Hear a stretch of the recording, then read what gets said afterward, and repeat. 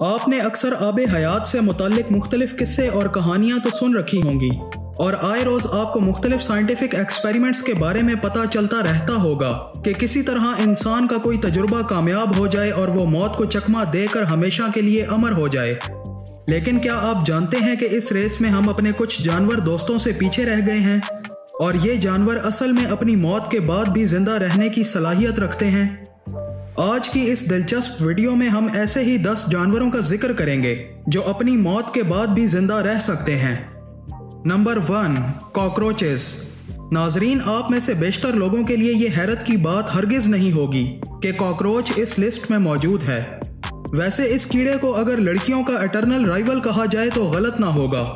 ये बदनामे ज़माना कीड़ा अपनी हठधर्मी की वजह से जाना जाता है और कहा जाता है कि न्यूक्लियर वॉर से बच जाने वाले जानदारों में एक जानदार कॉकरोच भी होगा। और एक हैरत अंगेज फैक्ट तो ये है कि कॉकरोच अपना सर उतर जाने के बाद भी जिंदा रहता है। इनफैक्ट कॉकरोच अपने सर के बिना भी हफ्तों तक जिंदा रह सकता है।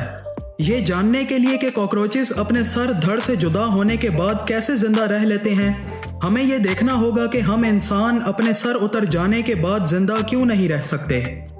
नाजरीन, सबसे पहली बात तो ये है कि इंसान ब्लीड करते हैं और जब किसी इंसान का सर उतार दिया जाए तो उस वक्त वो बहुत ज़्यादा ब्लीड करता है। इसके बरक्स कॉकरोचेस के साथ ऐसा कोई मसला नहीं है।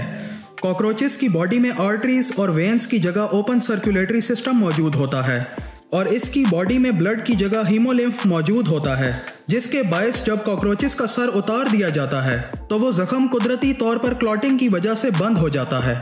और दूसरी बात यह है कि इंसानी सर में इंसानी जिस्म का सबसे इम्पोर्टेंट पार्ट यानी ब्रेन मौजूद होता है, जिसके बगैर इंसानी जिस्म कोई भी फंक्शन परफॉर्म करने से कासिर हो जाता है। जबकि दूसरी जानिब कॉकरोचेस को सांस लेने के लिए अपने हेड्स की ज़रूरत नहीं होती और वो अपनी बॉडी में मौजूद बहुत छोटे होल्स, जिनको स्पाइरिकल्स कहा जाता है, की मदद से सांस लेते हैं। बहरहाल एक हेडलेस कॉकरोच बिल आखिर भूख की वजह से मर जाएगा, लेकिन उसे मरने में हफ्तों लगेंगे।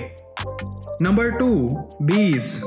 नाजरीन, अगर हम शहद की मक्खी की बात करें तो बिलाशुबा ये मक्खी मारे जाने पर मुकम्मल तौर पे मर जाती है, लेकिन इसको एक ख़ास वजह से इस लिस्ट में डाला गया है और वो ये कि शहद की मक्खी जब मर जाती है तो उसके बाद भी आपको डंक मार सकती है।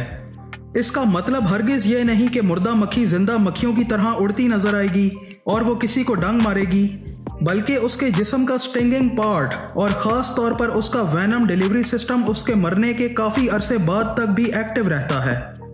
नाजरीन, इसकी वजह यह है कि जब मक्खी अपने किसी विक्टिम को डंक मारती है तो उसका डंक अपने विक्टिम की स्टिंग में ही रह जाता है और मक्खी के स्टिंगर के साथ एक छोटा सा ऑर्गन मौजूद होता है जो मक्खी के वेनम और उन मसल्स पर मुश्तमिल होता है जो वेनम को पंप आउट करते हैं। बल्कि ये मक्खी की इनवॉलंटरी यानी अज खुद फंक्शन परफॉर्म करने वाली इम्पल्सेस होती हैं।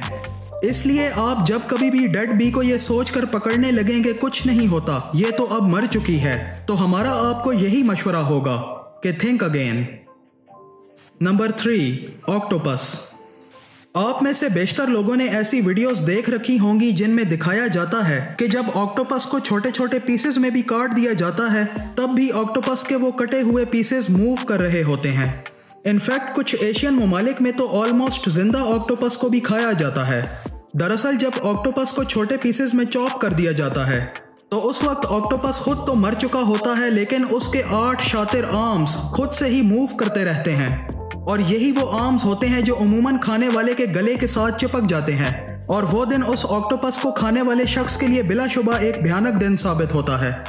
इस फिनोमेना की वजह यह है कि ऑक्टोपस के जिस्म के नर्व सेल्स का तकरीबन 2/3 हिस्सा ऑक्टोपस के ब्रेन के बजाय उसके टेंटिकल्स में होता है, जिसकी वजह से ऑक्टोपस का ब्रेन डेड होने के काफ़ी देर बाद तक भी इसके आर्म्स किसी स्टिमुलाई पर अपना रिस्पॉन्स देना जारी रखते हैं, बेशक आप उन्हें छोटे पीसेस में चॉप भी कर दें। नंबर 4, सलामेंडर। नाजरीन, सलामेंडर को कुदरत की जानिब से वो खुसूसियात अता कर दी गई हैं कि लोग इसको इमॉर्टैलिटी के सिंबल के तौर पर देखते हैं। यहाँ तक कि वो रिसर्चर्स और साइंटिस्ट्स जो जादू में बिलीव करते हैं, उन्होंने भी इस जानवर का बगौर जायजा लिया और इसकी एबिलिटीज़ को पैरानॉर्मल डिक्लेयर किया। इसकी वजह यह है कि सलामेंडर के जिस्म का कोई हिस्सा अगर कट जाए तो ये उस हिस्से को रीजनरेट कर लेता है और जिस्म का वो रीजनरेट होने वाला हिस्सा कट जाने वाले हिस्से की तरह परफॉर्म करता है। और कुछ केसेस में तो पहले से बेहतर परफॉर्म करता है। बॉडी पार्ट्स के इस तरह रीजनरेट होने की वजह सैलमेंडर के जिस्म में एक खास किस्म का प्रोटीन का पाया जाना है जो कि इसके जिस्म में सेल्स की रेप्लिकेशन को फैसिलिटेट करता है। यही खास किस्म का प्रोटीन इंसानी जिस्म में भी मौजूद होता है जो हमारे जख्म को भरने में मदद देता है। इसीलिए साइंटिस्ट्स इस जानवर पर मुख्तलिफ एक्सपेरिमेंट्स भी कर रहे हैं ताकि सैलमेंडर की इस खासियत को किसी तरह इंसानों में भी मुंतकिल किया जा सके और किसी हादसे के बायस इंसानी आज़ा ज़ाया हो जाने की सूरत में इस यूनिक एबिलिटी का सहारा लेकर ऐसे माजूर शख्स का इलाज मुमकिन बनाया जा सके। Number 5, snakes. नाजरीन, अगर कोई जहरीला सांप खुदा न ख्वास्ता आपके सामने आ जाए या आपके घर में दाखिल हो जाए तो ऐसी सूरत में आपकी ख्वाहिश होगी कि किसी तरह उस सांप का सर उसके धड़ से जुदा करके उसकी मौत को यकीनी बनाया जाए, लेकिन ऐसी सूरत में भी खतरा पूरी तरह टला नहीं।